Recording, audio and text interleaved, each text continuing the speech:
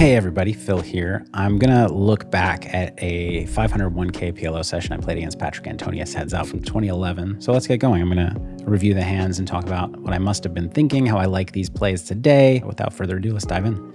So obvious 3-bet here with ace, ace, jack, jack. So on this flop, nowadays, yeah, this sizing is fine. And I think this hand choice is fine. So I'm cool with this so far. He raises small. A little bit scary. I think with ace, ace, jack, jack with backdoor spades, I'm not folding. I really dislike jamming. So he's going to be raising hands like, he'll have a couple of combo draws like ace, king, 5 maybe, or king, 5, 4, king, queen, 5, 4. Other than that, he's either got like a set or two pair or a really low equity bluff. So if he has a low equity bluff, I don't need to be denying him equity here. I can just call, and he's not going to shove a low equity bluff on the turn unless he picks up something to go along with it. So the right play is to call here. If the turn is, an offsuit 7 and he jams, I just fold my aces. If the turn is 7 of spades and he jams, I'm calling it off. If it goes check, check, then I've got a lot of equity probably. So this is a bad jam. I really dislike it. Hit an ace on the first and a jack on the second, but he did have king 5, 4. We're going to chop this pot. 3-bet jack 10, 7, 5, double suited. I like it. Betting range on this board. Nowadays, I split into third pot and pot, but this is fine. Going with just this sizing. Get called. This is actually a really tricky turn spot. When you turn a pair, you want to do a lot of betting. When you turn a flush draw, you want to do a lot of betting. I just have a little bit of an awkward amount of equity to be betting, and I'm kind of forcing money in. When he just has like king, queen, 10 with clubs, I'm forcing money in when he would have just checked that back.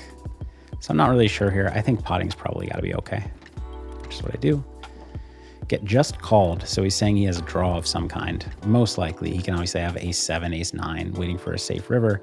Very clear jam here, which is what I do, and he folds. Call 3-bet jack 9, 7, 3. Not a beautiful hand, but seems fine. He bets very big. This is actually getting a little bit close against this bet sizing. I think if he bet 10K, it's a very, very, very easy call. I think it's probably still a call, but it's pretty close.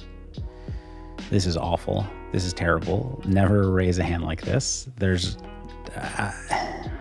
were some fundamentals I just didn't get back in, when was this? 2011. Yeah, I think the leak here for me is being too hung up on how I'm doing against aces, and I'm flipping against dry aces, but this is not a dry aces kind of situation. He shouldn't be potting dry aces here, or almost potting dry aces here. He might be, and maybe this is an adjustment to him betting, too often with hands like this. And he is a little bit short or under 100 big blinds to start the hand, but just call and see a turn. Instead, we get it in. That's not going to be me. That's not going to be me. He did have dry aces. So, against that, I'm actually doing fine. Roughly a flip. But I'm not sure. I would have needed a strong read that was the case to make that play. And even then, just call. All right, this is more like it. 3-bet flop the super nuts. I don't bet any hands on this board. I don't get this bet. I might have been just c-betting too much in general back then. And so I just c-bet way too much on boards like this. Nowadays, this is a pure check board. I don't bet any hands. Getting to the turn like this, I kind of like continuing to bet, because if he has a hand like ace deuce, he's reasonably likely to check. If he has a hand like 5-4, he's reasonably likely to check. I've already bet the flop, so I'm not really repping dry kings. So I think just rep the bluff and keep betting. So, okay, 0 for 2 so far. Now on this river, here's the thing. If I was c-betting 100%, which I don't think I was in 2011, then the turn check is good and the river check is good. I don't think I was doing that. So I think the problem with this line here, I'm repping like strength and a polarized range on the flop, and then I'm checking the turn. So I'm repping air or a check raise. So I need to keep betting the turn. And now on the river, this is an excellent check raise spot in general. But again, I've repped either air or a really strong hand that wanted to get the money in on the flop. I still want to check raise, but it's a little iffy. No, I bet big, get called by, rivered set. Yeah, I think this was badly played by me, well played by him. Well, I need to check the flop for sure, but having bet the flop, I need to bet the turn. 3-bet ace jack 8, 7 single suited. I'm surprised. I didn't know that I knew to 3-bet this back then, so that's good. Bet flop looks good. Turn, a decent amount of equity.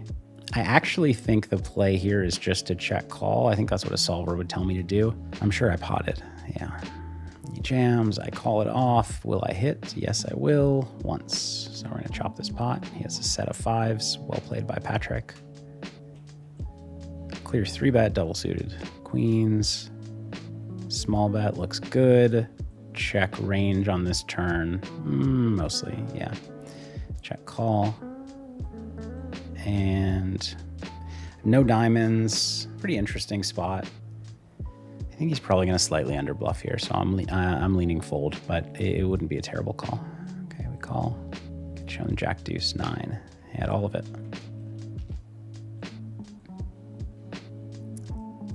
C-bet flop. This would be a reasonable check back. You need to check back occasionally with nut flush draws. I used to size, too small. It should just be a pot or check. Well, pot or half pot or third pot or check spot. This sizing is not something I do, and should pot the river as well. Call down with the second nuts. So I lost some value there by not potting. I was getting a little frisky with this sizing. I mean, I should just pot. I don't know why I did this. I should just pot or just call. We're 150 big blinds deep, a little over. I think I should just pot, but I didn't. Now he leads near pots. I have an easy call.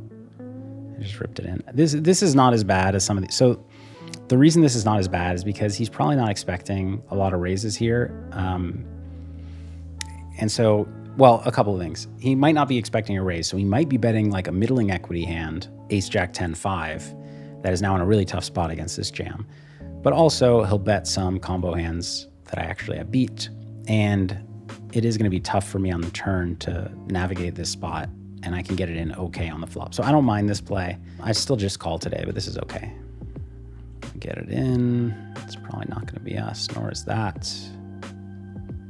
Okay, we won one of them. He had 9-8, 6-3 with diamonds. Yeah, okay. That seems fine. Chop it up. Call the 3-bet with queens. He bets big. This is, if I don't have the 10, I think this is just a fold. With the 10, it's close. I actually like folding, but I called. Don't know about this call. This is a bad call on turn. I just need to fold. And now I should check and show down, hopefully a winner, but nope, he just had the super nuts. Yeah, I mean, it's a bad turn call by me. I think this is a case of overvaluing my blockers. So I'm like, well, he's repping queen jack and I block queen jack, so he's probably bluffing. But the problem is he doesn't need to just have queen jack. He can have king king, he can have 10-10, he can have like ace king jack 10 with spades. I'm just in bad shape against a lot of stuff, so bad turn call. And I don't think bluffing river makes sense, especially when I block queen jack. I'll bluff, like if I have 10-9, I can bluff here. This hand does not seem like a 3-bet. That's interesting.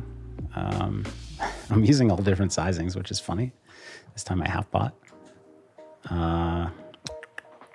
So I guess back then I didn't have a lot of small bets. This hand I would small bet flop, small bet turn, and depending on the river, maybe bet a different size. But not having small bets, it's fine to check. Now I should pot, but I'll just bet 2/3. That's fine. He has a king. For those of you watching who've only been around poker for a little while, a lot of these fundamental mistakes would be inexcusable today, but there were no solvers, so nobody knew the correct way to play. So I don't really view a lot of these as true mistakes, although some of them I do. Nice flop for me, I bet. In theory, you small bet your range here. I think I should check this hand if I don't have a small bet sizing, but I went pretty big, and now I need to check river and lose to kings. So I think, yeah, it's awkward when you don't have a small bets, when you don't have a small sizing in your arsenal to play this spot, because it really kind of need to small bet. 3-bet here. I kind of like check jamming this spot because betting and getting called, turns get, obviously I have a very strong hand, but turns get kind of dicey for me. So I think I should have checked. Instead I bet. Now I need to check and call. Probably call down with a jack blocker and a 6 blocker. But he gives up with 9, 5, 3, 3. Makes sense. Yeah, I think this was well played by, other than I think I should have check raised. I think this is well played by both parties. He doesn't want to be firing the river barrel, just blocking a 5. Breaking out all the sizings. I min raise. Oh, I guess he's shorter here, so I decided to min raise. All right, whatever. Bet flop, good. Get check raised. I think just get it in now, especially the way it played back then. There was too much, like, he's probably check raising, 8-4 plus a gut shot and stuff that I'm doing really well against. So I like getting it in. Nowadays, I think maybe it's just a call.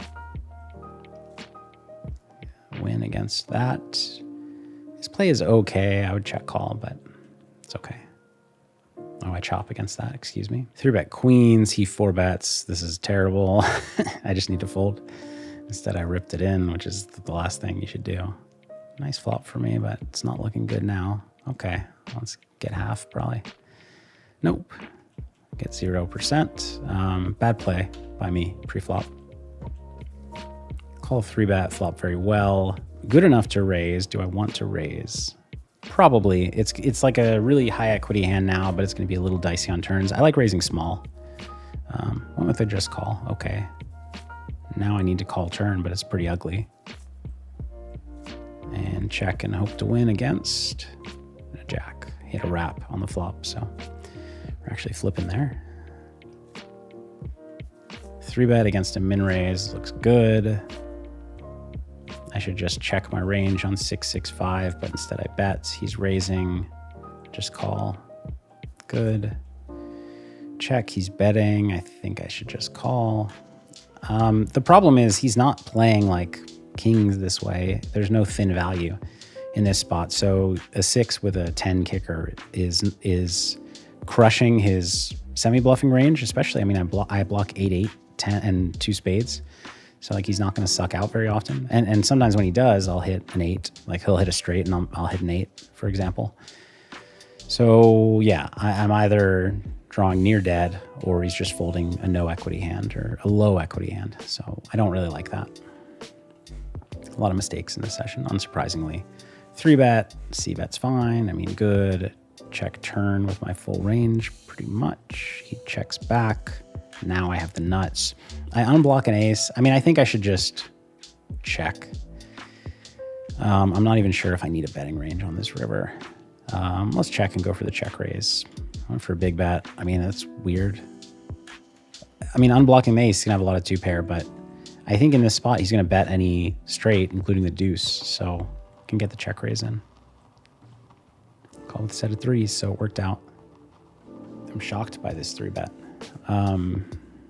Back then, I mean, it's not a 3-bet. I also thought I was too tight with 3-bets back then, so I'm not sure what this is. And now it's just a fold, but of course I flick in the call. A lot of mistakes. Flop the wrap. I check, he pots. I can't fold, I think.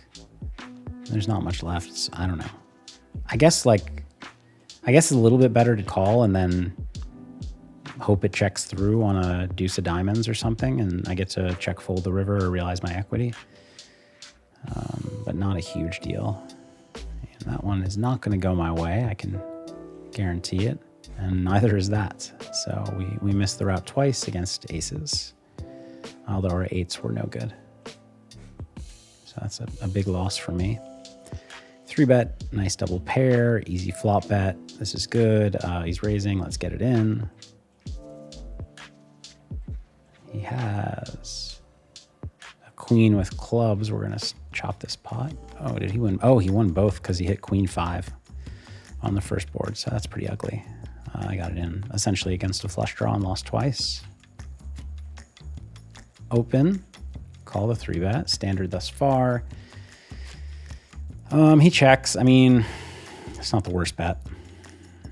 He checks again. I need to check and try to show this down. That's a heck of a river. I should just be potting. I could have a half pot range of like kings if I just don't think he's, if I think he's betting his aces or something like that. But I think I should pot. Otherwise, he check calls with aces. Okay, and we did it.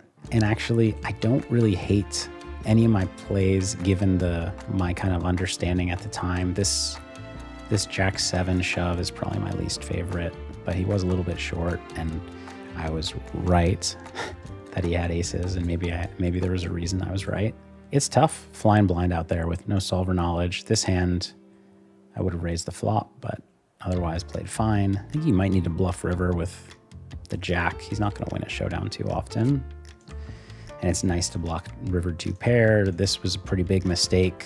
You don't really need solvers to tell you that he's repping a hand that I have 1, 2, 3, 4, 5 outs against. Well, I guess a little better because of the flush draw. He's repping a hand that I don't have many outs against, and when he's bluffing, I'm doing great.